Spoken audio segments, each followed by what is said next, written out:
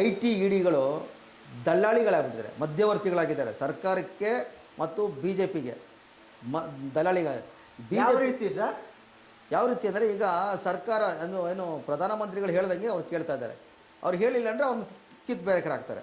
ಇವಾಗ ಇದರಲ್ಲಿ ಮುಖ್ಯವಾಗಿರೋ ಪಾತ್ರ ಮೋದಿ ಅವ್ರದ ಇಲ್ಲ ಅಮಿತ್ ಶಾ ಅವ್ರದ?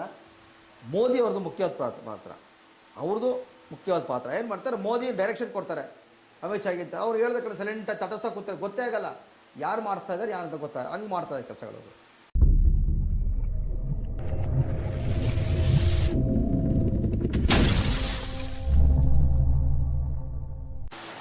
ನಮಸ್ಕಾರ, ಮುಖವಾಡ ಮೀಡಿಯಾಗೆ ಸ್ವಾಗತ. ನಾನು ವಿ ಕೆ ನಾಯ್ಡು.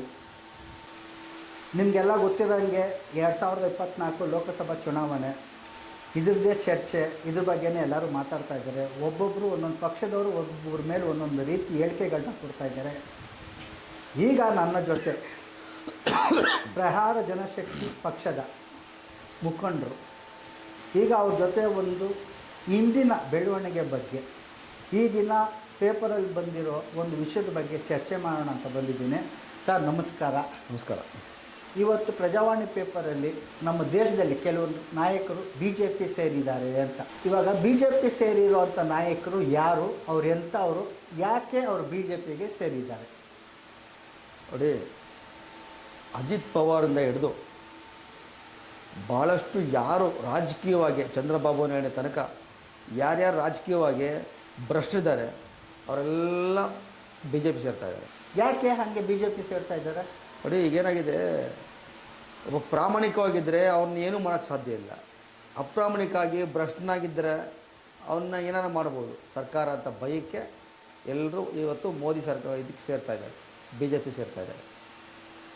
ಇಲ್ಲ, ಒಂದು ಟೈಮಲ್ಲಿ ಇದೇ 2019 ಲೋಕಸಭಾ ಚುನಾವಣೆ ಟೈಮು ನಿಮ್ಗೆ ಗೊತ್ತಿರೋ ಹಂಗೆ ಇದೇ ಚಂದ್ರಬಾಬು ನಾಯ್ಡು ದೇಶದಲ್ಲಿರೋ ಎಲ್ಲ ಪಕ್ಷದವರು ನಮ್ಮ ಬ್ಯಾಂಗ್ಳೂರಲ್ಲೇ ನಮ್ಮ ಕುಮಾರಸ್ವಾಮಿ ಮುಖ್ಯಮಂತ್ರಿ ಆದಾಗ ಅವರು ಮೈತ್ರಿ ಸರ್ಕಾರ ಮಾಡ್ಕೊಂಡಿದ್ರು. ಅದಕ್ಕೆಲ್ಲ ಹೊಣೆ ಹೊತ್ತಿದ್ದು ಚಂದ್ರಬಾಬು ನಾಯ್ಡು, ಅದು ನಿಮಗೆ ಗೊತ್ತಿತ್ತು. ಹೌದು. ಆ ಟೈಮಲ್ಲಿ ಮೋದಿಯವರು ದೇವೇಗೌಡರು ಮತ್ತು ಅವರು ಮೈತ್ರಿ ಸರ್ಕಾರಕ್ಕೆ 20% ಕಮಿಷನ್ ಸರ್ಕಾರ ಅಂತ ಒಂದು ಟೈಟ್ಲು ಕೊಟ್ಟಿದ್ದರು. ಹೌದು. ಅವರೆಲ್ಲ ಭ್ರಷ್ಟರು ಅಂತ ಅವ್ರು ಪ್ರಚಾರ ಮಾಡಿದರು. ಈಗ ಅವರು ಬಂದು ಪಕ್ಷಕ್ಕೆ ಸೇರ್ಕೊಳ್ತಾ ಇದ್ದರೆ ಯಾಕೆ ಈ ಟೈಮಲ್ಲಿ ಮೋದಿಯವರು ಏನು ಮಾತಾಡ್ತಾ ಇಲ್ಲ? ನೋಡಿ, ಹಿಂದೆ ಕಳೆದ ಲೋಕಸಭಾ ಚುನಾವಣೆಯಲ್ಲಿ ಮೋದಿಯವರು ಪ್ರಚಾರ ಮಾಡಬೇಕಾದ್ರೆ ಜೆ ಡಿ ಎಸ್ ಅವ್ರನ್ನ ಟಾರ್ಗೆಟ್ ಮಾಡಿಕೊಂಡು 20% ಕಮಿಷನ್ ಸರ್ಕಾರ ಅಂಥೇಳಿ ಅವ್ರ ಮೇಲೆ ಭಾಳಷ್ಟು ಆರೋಪಗಳು ಮಾಡಿದ್ರು. ಈಗೇನಾಗಿದೆ, 24ರಲ್ಲಿ ಅವರು ಸೇರಿಕೊಂಡಿದ್ದಾರೆ. ಯಾರೋ ದೇವೇಗೌಡರು ಕುಮಾರಸ್ವಾಮಿ ಹೋಗಿ ಬಿ ಜೆ ಪಿ ಸೇರ್ಕೊಂಡಿದ್ದಾರೆ, ಮೋದಿಯವ್ರ ಜೊತೆ ಸೇರ್ಕೊಂಡಿದ್ದಾರೆ. ಕಾರಣ ಇಷ್ಟೇ, ಏನಪ್ಪ ಅಂದರೆ ಇವ್ರ ಜೊತೆ ಅವರು ಭ್ರಷ್ಟರಾಗ್ಬಿಟ್ಟಿದ್ದಾರೆ. ಯಾರ ಜೊತೆ? ಜೆ ಡಿ ಎಸ್ ಜೊತೆ ಬಿ ಜೆ ಪಿನೂ ಭ್ರಷ್ಟರಾಗಿದ್ದಾರೆ. ಅಂದರೆ ಮುಂಚೆ ಭ್ರಷ್ಟರು ಒಂದು ಕಡೆ ಸೇರಿಕೊಂಡ್ರೆ ಇವಾಗ ತುಂಬ ಜನ ಕಾಂಗ್ರೆಸ್ಸಿಂದನೂ ಹೋಗಿದ್ದಾರೆ ಬಿ ಜೆ ಪಿಗೆ, ಎಲ್ಲ ಕಡೆಯಿಂದ ಬಿ ಜೆ ಪಿಗೆ ಹೋಗ್ತಾ ಇದ್ದಾರೆ. ಇವಾಗ ನೀವು ಹೇಳೋ ಪ್ರಕಾರ ಭ್ರಷ್ಟರೆಲ್ಲ ಬಿ ಜೆ ಪಿಗೆ ಹೋಗಿ ಸೇರ್ಕೊಳ್ತಾ ಇದ್ದಾರೆ ಅದನ್ನು? ಹೌದು ಹೌದು. ಈಗ ಏನು ಯಾರು ಭ್ರಷ್ಟರಾಗಿದ್ದಾರೆ ಅವರೆಲ್ಲ ಬಿ ಜೆ ಪಿ ಸೇರ್ತಾರೆ. ಕಾರಣ ಇಷ್ಟೇ, ನಾಳೆ ದಿವಸ ನಮಗೆ ಎಲ್ಲಿ ತೊಂದರೆ ಬರುತ್ತೋ, ಯಾವ ರೀತಿ ತೊಂದರೆ ಬರುತ್ತೋ ಅಂತ ಅವ್ರಿಗೆ ಗೊತ್ತಿಲ್ಲ. ಅದಕ್ಕೆಲ್ಲರೂ ಹೋಗಿ ಬಿ ಜೆ ಪಿ ಸೇರ್ತಾರೆ. ಓಕೆ ಸರ್, ಇವಾಗ ಇ ಡಿ ಐ ಟಿ ಅಂದರೆ ಏನು, ಅವರು ಯಾರು? ಇ ಡಿ ಐ ಟಿ ಇದೆಲ್ಲ ಪ್ರಧಾನಮಂತ್ರಿಗಳ ಕೈ ಕೆಳಗೆ ಬರ್ತಕ್ಕಂಥ ಒಂದು ಸಂಸ್ಥೆಗಳಿವೆಲ್ಲ. ಇದೇನೆಂದರೆ ಅವರು ಯಾವುದೇ ರಾಜಕೀಯ ಪಕ್ಷಕ್ಕೆ ಸೀಮಿತವಾಗಬಾರ್ದು. ಅವ್ರ ಪಾತ್ರ ಏನು? ಅವ್ರ ಪಾತ್ರ ಏನು? ಅವ್ರ ಪಾತ್ರ ಈಗೇನಾಗಿದೆ ಅಂದರೆ, ಪಾತ್ರನೂ ತುಂಬ ದೊಡ್ಡ ಮಹತ್ವದ ಪಾತ್ರ. ಇ ಡಿ ಅವ್ರ ಕೆಲಸ ಏನು, ಅಕ್ರಮವಾಗಿ ಹಣ ಏನು ಸಾಗಿಸ್ತಾರೆ, ಅಕ್ರಮವಾಗಿ ದುಡ್ಡನ್ನು ಎಲ್ಲೋ ಒಂದು ಹೊಂದಾಣಿಕೆ ಮಾಡ್ಕೊಂಡಿರ್ತಾರೆ, ಎಲ್ಲಿ ಇಟ್ಟಿರ್ತಾರೆ ಶೇಖರಣೆ ಮಾಡಿ ಅಂಥದ್ದು ತೆಗಿಬೇಕು ಹೊರಗಡೆ. ಐ ಟಿ ಏನು ಮಾಡ್ತಾರೆ, ಯಾರು ಅಕ್ರಮವಾಗಿ ಅವರು ಹಣ ಹೆಚ್ಚಿಗೆ ಸಂಪಾದನೆ ಮಾಡಿಟ್ಕೊಂಡು ಅಕ್ರಮವಾಗಿ ಸಂಪಾದನೆ ಮಾಡ್ಕೊಂಡು ತೊಡಗಿಸ್ಕೊಂತಾರೆ, ಅದನ್ನು ಅವರು ಹುಡುಕಿ ಅವ್ರನ್ನ ಶಿಕ್ಷಿಸಬೇಕು. ಆದರೆ ಆ ಕೆಲಸ ಮಾಡ್ತಾಯಿಲ್ಲ. ಇಲ್ಲ, ಇವಾಗ ನಾನು ಹೇಳೋದು ಅವ್ರ ಕೆಲಸ ಮಾಡ್ತಾ ಇದ್ದಾರಾ, ಬೇರೆ ಕೆಲಸ ಏನಾದ್ರು ಮಾಡ್ತಾ ಇದ್ದಾರಾ? ಅಲ್ಲ, ಅವ್ರು ಇಡಿ ಜಾರಿ ನಿರ್ದೇಶನಾಲಯ, ಎನ್ಫೋರ್ಸ್ಮೆಂಟು, ಇದಕ್ಕೆ ಅದರದ್ದೇ ಆದ ಒಂದು ಮಹತ್ವ ಇದೆ. ಇವತ್ತು ಏನು ಮಾಡ್ತಿದ್ದಾರೆ ಸರ್ಕಾರ, ಕೇಂದ್ರ ಸರ್ಕಾರ ಇದನ್ನು ದುರ್ಬಳಕೆ ಮಾಡಿಕೊಂಡು ಅವ್ರಿಗೆ ಬೇಕಾದಂಗೆ ಇವರು ಉಪಯೋಗ ಮಾಡ್ಕೋತಿದ್ದಾರೆ. ಯಾರು ಇವ್ರಿಗೆ ಸಪೋರ್ಟ್ ಮಾಡಲ್ಲ, ಯಾರು ಇವ್ರ ಹೇಳಿಕೆ ಮಾತು ಕೇಳಲ್ಲ ಅನ್ನೋರ ಮೇಲೆ ಒಂದು ಚೂ ಬಿಡ್ತಾ ಇದ್ದಾರೆ. ಈಗಾಗಲೇ ನಿಮ್ಗೆ ಗೊತ್ತಿರೋಂಗೆ ಇತ್ತೀಚೆಗೇನೆ ಅಜಿತ್ ಪವಾರ್ ಚೂ ಬಿಟ್ಟರು, ನಿತೀಶ್ ಅವ್ರ ಚೂ ಬಿಟ್ಟರು. ಆದರೆ ಅದು ಹುಷಾರಾಗಿ ಏನು ಮಾಡಿದ್ರು, ನಿತೀಶ್ ಅವ್ರು ಸೇರ್ಕೊಬಿಟ್ರು. ಮೊದಲೇ ನಿತೀಶ್ ಕುಮಾರ್ ಅವ್ರು ಸೇರಿಕೊಂಡ್ರು ಪಕ್ಷಕ್ಕೆ. ಈಗ ಅದನ್ನು ಹಂಗೆ ಹಿಂದೆ ಸರಿಸ್ಕೊಂಡ್ರು. ಈಗ ಅಜಿತ್ ಪವಾರ್ ಸೇರಿಕೊಂಡ್ರು, ಅವ್ರಿಂದ ಸೇರಿಕೊಂಡ್ರು. ಚಂದ್ರಬಾಬು ನಾಯ್ಡು ಸೇರಿಕೊಂಡ್ರು, ಅವ್ರಿಂದ ಸೇರಿಕೊಂಡ್ರು. ಈಗ ಈ ಥರ ಒಂದು ಈ ಏನೋ ಈ ದ್ವೇಷ ರಾಜಕಾರಣ ಮಾಡ್ಕೊಂಡ್ಬರ್ತಾ ಇದ್ದಾರೆ.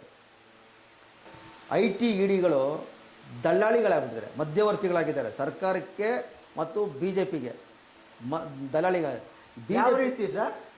ಯಾವ ರೀತಿ ಅಂದರೆ ಈಗ ಸರ್ಕಾರ ಏನು ಪ್ರಧಾನಮಂತ್ರಿಗಳು ಹೇಳ್ದಂಗೆ ಅವ್ರು ಕೇಳ್ತಾ ಇದ್ದಾರೆ. ಅವ್ರು ಹೇಳಿಲ್ಲ ಅಂದರೆ ಅವ್ರನ್ನ ಕಿತ್ತು ಬೇರೆ ಕಡೆ ಹಾಕ್ತಾರೆ. ಇವಾಗ ಇದರಲ್ಲಿ ಮುಖ್ಯವಾಗಿರೋ ಪಾತ್ರ ಮೋದಿ ಅವ್ರದ ಇಲ್ಲ ಅಮಿತ್ ಶಾ ಅವ್ರದ? ಮೋದಿ ಅವ್ರದ್ದು ಮುಖ್ಯವಾದ ಪಾತ್ರ, ಅವ್ರದ್ದು ಮುಖ್ಯವಾದ ಪಾತ್ರ. ಏನು ಮಾಡ್ತಾರೆ, ಮೋದಿ ಡೈರೆಕ್ಷನ್ ಕೊಡ್ತಾರೆ ಅಮಿತ್ ಶಾಗಿಂತ. ಅವ್ರು ಹೇಳ್ದ ಕಡೆ ಸೈಲೆಂಟಾಗಿ ತಟಸ್ಥ ಕೂತಾರೆ, ಗೊತ್ತೇ ಆಗಲ್ಲ ಯಾರು ಮಾಡ್ತಾ ಇದ್ದಾರೆ ಯಾರು ಅಂತ ಗೊತ್ತಾಗ ಹಂಗೆ ಮಾಡ್ತಾ ಇದ್ದಾರೆ ಕೆಲಸಗಳು.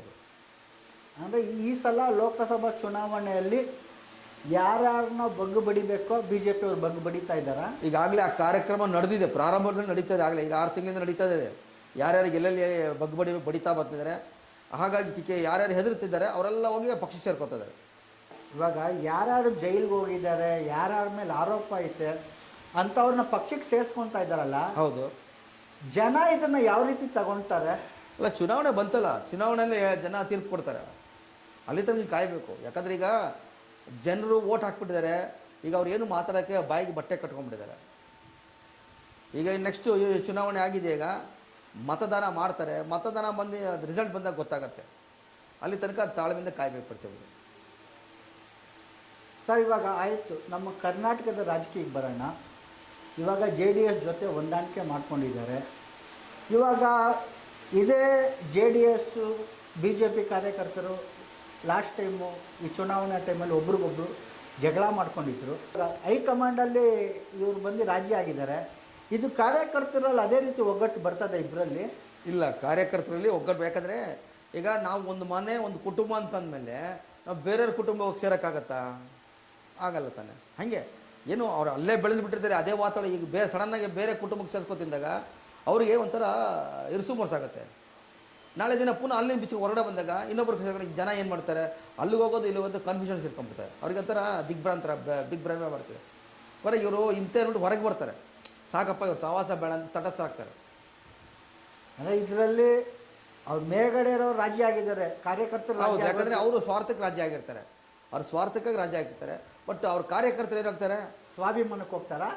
ಸ್ವಾರ್ಥಕ್ಕೆ, ಸ್ವಾಭಿಮಾನ ಇಲ್ಲ, ನಾನು ಹೇಳೋದು ನಾಯಕರು ಸ್ವಾರ್ಥಕ್ಕೆ, ಕಾರ್ಯಕರ್ತರು ಸ್ವಾಭಿಮಾನದಲ್ಲಿ ಇರ್ತಾರಲ್ಲ. ಇಲ್ಲ, ಅವ್ರೇನು ಮಾಡ್ತಾರೆ ಗೊತ್ತಾ, ಇದು ನೋಡ್ಬಿಟ್ಟು ಅವ್ರಿಗೆ ಬೇಸರ ಆಗಿ ಕೊನೆಗೆ ಮನೆ ಸೇರಿಬಿಡ್ತಾರೆ. ಇವ್ರು ಸವಾಸನೆ ಬೇಡ ನಮಗೆ ಅಂತ. ಯಾಕಂದರೆ ಇವರಿಬ್ಬರು ಅನುಕೂಲ ಪಡ್ಕೊಳ್ಳೋಕ್ಕೆ ಇಲ್ಲಿ ಕಾರ್ಯಕರ್ತರು ಬಲಿಪಶು ಆಗ್ತಾರೆ. ನೋಡಿದ್ರ, ಇದಾಗಿತ್ತು ಈ ದಿನದ ರಾಜಕೀಯ. ಇವಾಗ ಲೋಕಸಭೆ ಚುನಾವಣೆಯಲ್ಲಿ ಯಾವ್ಯಾವ ಪಕ್ಷ ಯಾವ್ಯಾವ ರೀತಿ ಅಭ್ಯರ್ಥಿಗಳನ್ನ ಸೆಳೆಯೋಕ್ಕೆ ಯಾವ್ಯಾವ ಮಾರ್ಗನ ಉಪಯೋಗಿಸ್ತಾ ಇದ್ದಾರೆ ಅಂತ ನಮ್ಮ ನಾಯಕರು ಹೇಳಿದ್ರು. ಹೀಗೆ ಹಲವಾರು ವಿಷಯಗಳನ್ನ ಇದ್ರ ಬಗ್ಗೆ ಅವ್ರ ಜೊತೆ ಚರ್ಚೆ ಮಾಡ್ತೀನಿ.